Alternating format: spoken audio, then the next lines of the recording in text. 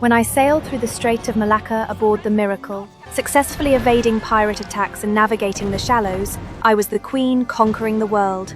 My name is Alice. In my world, there are no pretty dresses or makeup, only the sea and the Miracle, the ship my father left me. The sea is my creed for conquering life and friendship, the indispensable sail. But I never expected that after this voyage, my life would change. I lost my ship, and I was about to lose my friendship. What should I do to change all this? The ship docked at the harbour, and I saw my mother, whom I hadn't met in ages. She complained about how few letters I'd sent home, and brought up my reckless rejection of Baron Hamish's marriage proposal. I didn't like these topics. I'd much rather look forward to my next voyage. Still, I had to attend the Ascot ceremony tonight. After 3 years away, nothing in this town had changed. People still couldn't accept anything new. For instance, the formal gown I wore, fit for an audience with the Qing Empress Dowager, was dismissed by them as some circus performer's costume. I suggested everyone ought to go out and see the world, only for Hamish's assistant to burst out laughing. Being around these people was utterly tedious. Later, I unfolded a world map and pleaded with the board to approve my next expedition, but Hamish ruthlessly cut me off. I'm sorry, Miss Kingsley. There will be no further There is a position in our clerking office. What, has this guy lost his mind? That's crazy. Just when I thought he was retaliating because I rejected his proposal, he revealed a cruel truth to me. The 10% shares that rightfully belonged to me. My mother had sold them to Hamish. And my father's ship too. That ship carried my father's and my shared dream. How could she do this? Sea captain is no job for a lady. You can't just make things however you want them to be. Every woman must face that, Alice. The last thing I want is to end up like you. I fled from that wretched place. My mother's actions were beyond my comprehension. Why must I follow the same path as every woman of the Victorian era? Why can't I pursue my own dreams?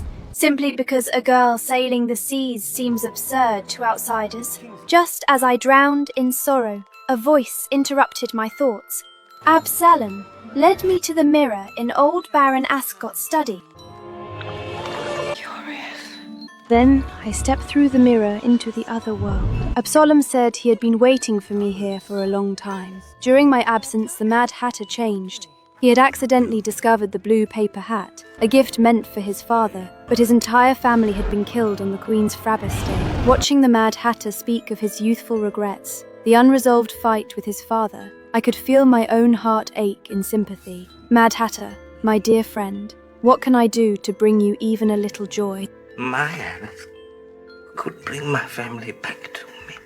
Bringing his family back? That's nearly impossible. Just as I feared I might lose the Mad Hatter for good, the White Queen came up with an idea. You must travel back in time. Using the Chronosphere to travel back in time and save the Mad Hatter's family. Hatter is my truest friend. If he's in need, I will help him, no matter what. First, I had to obtain the Chronosphere from Time himself. The palace was vast and empty. Time's daily duty was to escort the lives of Underlandians living to Underlandians deceased. He despised having his schedule disrupted and outright refused to lend me the Chronosphere, no matter how desperately I pleaded. He insisted my wish was impossible, that I couldn't alter the past, only watch my friend march toward death. Everyone parts with everything eventually, my dear. I refused to believe him. I didn't leave. When Red Queen suddenly appeared, diverting Time's attention, I seized the chance, dodging obstacles until I finally grabbed the Chronosphere. A piercing alarm blared. A split second before capture, the Chronosphere hurled me into the vortex of memories. I arrived. Before the Frabjous Day massacre, the Mad Hatter wasn't yet the man I knew, but his nature led him to quickly accept this stranger. That day the crown was to be bestowed upon the Red Queen, with the Mad Hatter's entire family present. The crown didn't fit the Red Queen's head. After several attempts, it shattered. The crowd's laughter enraged her. She screamed for everyone's death. This outburst also angered the king, who decided then to pass the throne to White Queen instead. And the Mad Hatter's laughter earned him a sharp rebuke from his father. Why am I never good enough for you? Why are you always such a As time had foretold, the argument still unfolded. Watching his heartbroken figure walk away, I resolved this had to change. I desperately urged the Mad Hatter to reconcile with his family. If he chose to leave now, the tragedy would remain unchanged. But why would he listen to a stranger who seemed like a madwoman? It's forever for me, but it doesn't have to be forever for you. You can still get him back and then you'll really be you again. And a hatter just like him. The last thing I want is to end up like my father. As he vanished into the distance, I rushed to warn Mr. Hightop instead. Just then, White Queen appeared. With genuine remorse, she apologised to Mr. Hightop, speaking of her sorrow over Red Queen's outburst. If that moment never happened, there'd be no Hornvendish Day. Hatter would be saved. Yes, this is it. Go back before Red Queen's accident. Change everything. As the clock neared 6 p.m, I found myself in the Mad Hatter's childhood. He was a bright, cheerful boy who complimented my well-proportioned head and dragged me to his father to make me a hat. Mr. Hightop was just as stern as ever. He snapped the Mad Hatter's blue paper hat in half and tossed it into the trash.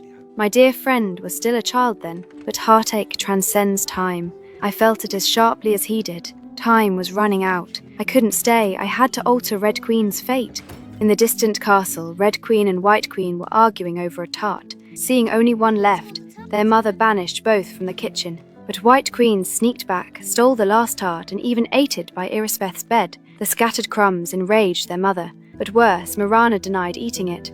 Furious at the injustice, Irisbeth stormed out. It's not fair! Just as the clock struck 6, there she was, her fate, moments away. Now, change it. I lunged forward. She didn't crash into the grandfather clock, but my interference made her trip over flower bed instead. No! The outcome didn't change.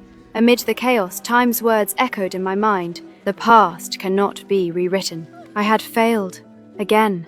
You cannot change the past. My eyes suddenly caught sight of Mr. Hightop through a nearby window, picking up the crumpled blue paper hat from the trash and carefully tucking it into his pocket. So the Mad Hatter's father did love him. He just couldn't say it. Then I remembered Time's ledger in Underlandian's deceased had no record of the Hightop family, which meant...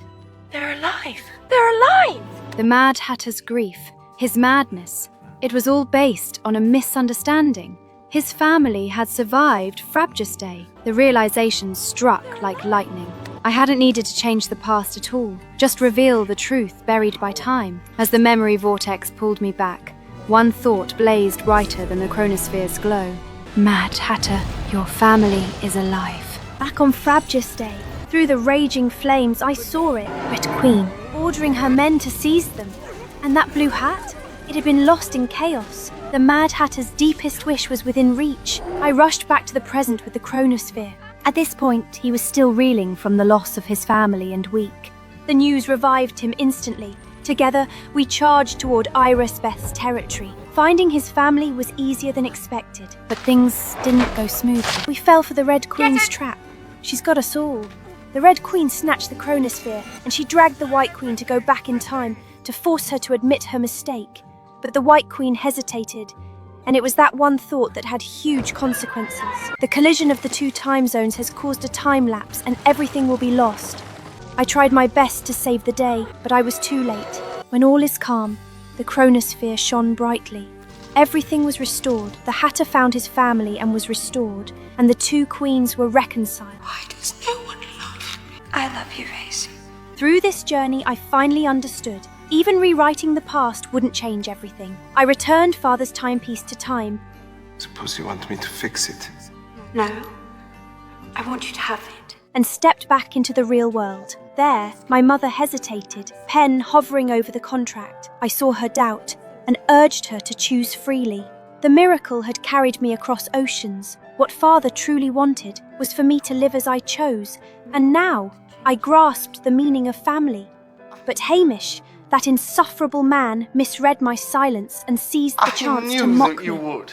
Headstrong or not.